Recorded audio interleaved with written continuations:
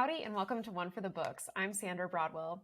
Jonathan Strange and Mr Norrell is a historical fantasy novel written by British author Susanna Clarke back in 2004. I just finished reading the book this July, and right after that I found out the BBC did a mini-series adaptation that was 7 episodes, which was made in 2015. I just finished watching the show, and I'm going to give a review of the book, and I'm going to give a review of the show. Both of these reviews will be spoiler-free at the beginning, and then I will give a warning ahead of time, and then I will go into just a little bit of the spoilery information about why I thought the things that I did. Let's get into it.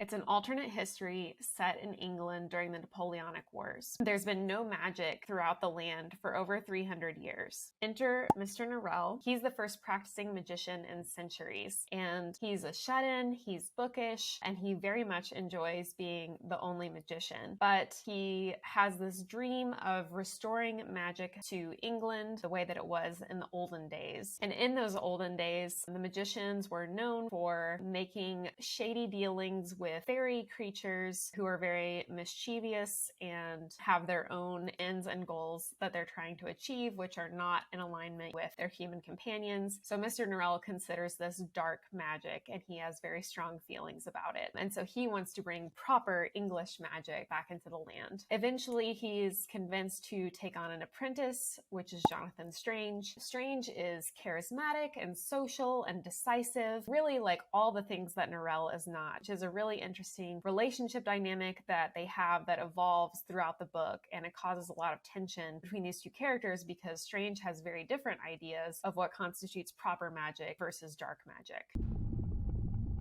So let me start off by just saying that this book is a masterpiece. It is brilliantly written and executed, and Susanna Clarke's vision was just truly incredible. The story just takes on an epic proportion unlike many that I have read. That being said, I can totally understand why someone wouldn't like this book. I really enjoy it, but at the same time, I originally actually only gave this 4 stars. After some more time to reflect, I'm upgrading it to 4.5 stars. That's just for me personally, and I can totally understand why anyone who reads this book would give it 5 stars without hesitating. It just, for me, had a few things that just didn't hit. The good. The writing is beautiful and whimsical and full of dry British humor, which I love. I will read the first paragraph just to give you a sense of what it's like to read this book. So page 1, this is not a spoiler. Some years ago, there was in the city of York a society of magicians. They met upon the 3rd Wednesday of every month and read each other long, dull papers on the history of English magic. They were gentlemen magicians, which is to say they had never harmed anyone by magic, nor ever done anyone the slightest good.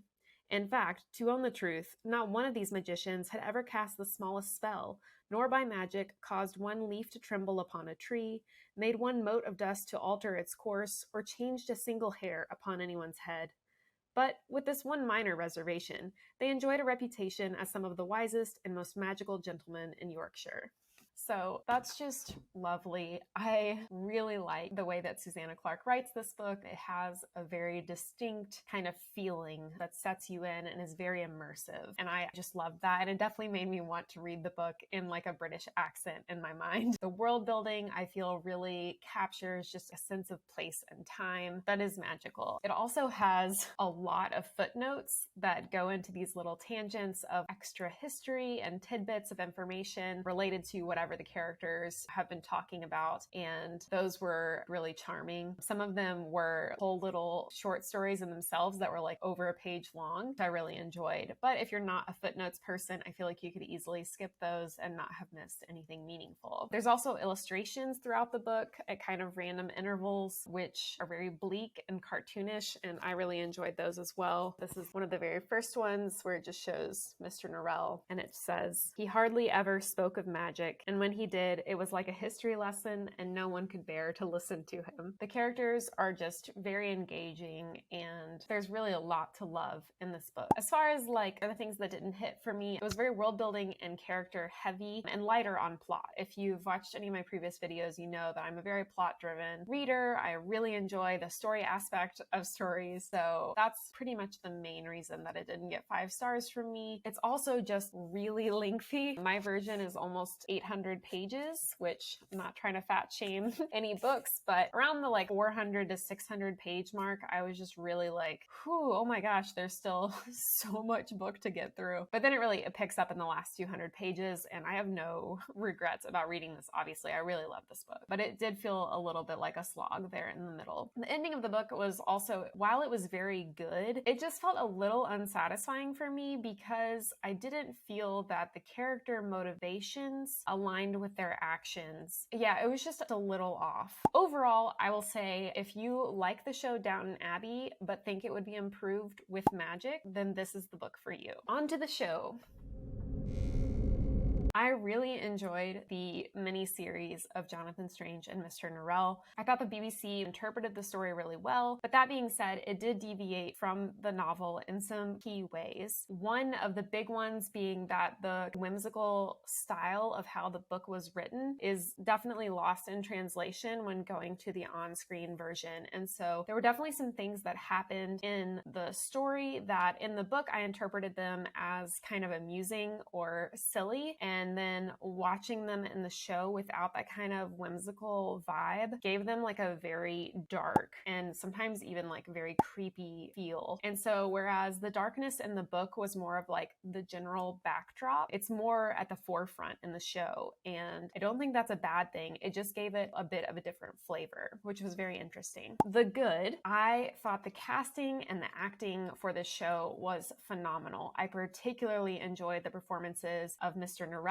and John Childermas. I just thought these characters were excellently done, and I actually liked Childermas better in the show than I did in the book. I also thought the fairy character was very well done in that he just felt very otherworldly in a way that I think a fae creature definitely should. I also thought the show really excelled at showing the magic and really giving you that sense of awe and power, because in the book a lot of times it's more of describing like, oh, well, they did this magical feat and this magic was done. But in the show, it's really awe-inspiring to really see them do the magic and to get that sense of how powerful they are and become throughout the story. I also thought that the character relationships were more engaging in the show. They developed some of those a little better, especially the relationship between Jonathan Strange and his wife, Arabella. I thought was so sweet. They really emphasized the love that they had for each other. And in the book, we got some snippets of that, but it was really just interspersed here and there. Whereas the show, I felt like really gave us the sense of this couple and how great they are together. The show also altered the ending in a way that was more satisfying to me. The specific thing that I thought was unsatisfying about the ending of the book is what they changed in the show. To me, the actions of the characters at the end of the show made more sense for the motivations that they had. And so I actually enjoyed the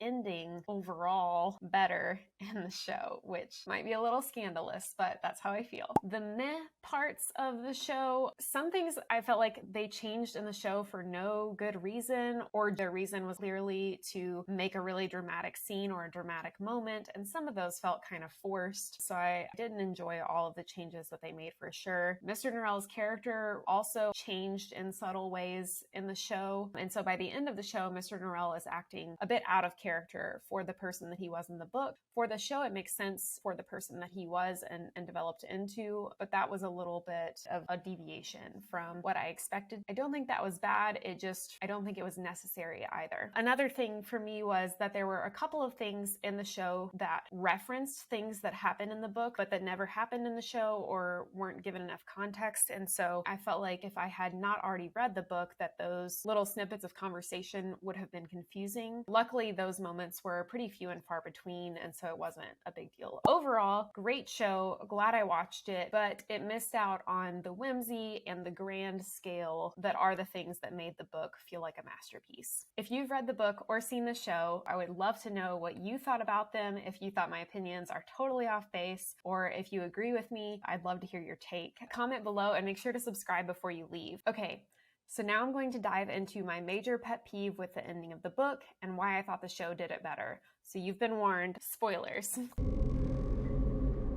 So what happens near the end of the story is that Arabella, Jonathan Strange's wife, is stolen away into Fairy, and Jonathan Strange is made to believe that she has died. When he finally learns of her predicament, he dedicates himself and will do anything to freeing her from this fairy enchantment that she is under. And he does so at great risk to himself, and as a consequence of his desperate attempt to free her, he's cursed with a magical darkness forever. So the part that just didn't sit well with me in the book is that through this journey of doing everything within his power to rescue Arabella, he becomes so devoted to the study of magic that when she's finally freed, they basically just go their separate ways, because it gives the vibe of like, I love magic more than I love you, which I really just didn't think fit, because Arabella was the reason that Jonathan Strange became a magician to begin with. And he says in the book that like, well, maybe someday I'll learn how to lift this magical curse of darkness and we can be together again. But like, she could totally go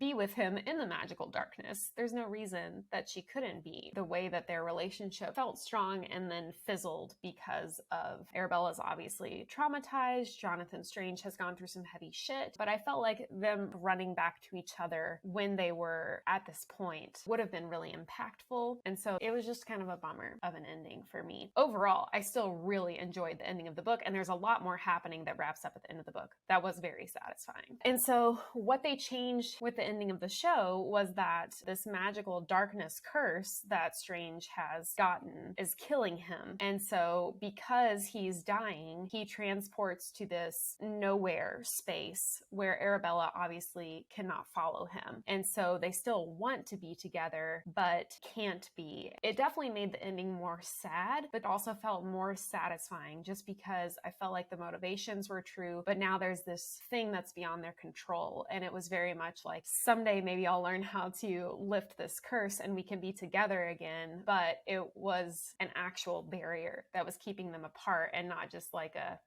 meh. But overall, like I said, a really magical story that's going to stick with me for a really long time. So that's my review of Jonathan Strange and Mr. Norrell. I hope you enjoyed it. As always, be kind, read books, and hit the subscribe button below for more bookish content to come.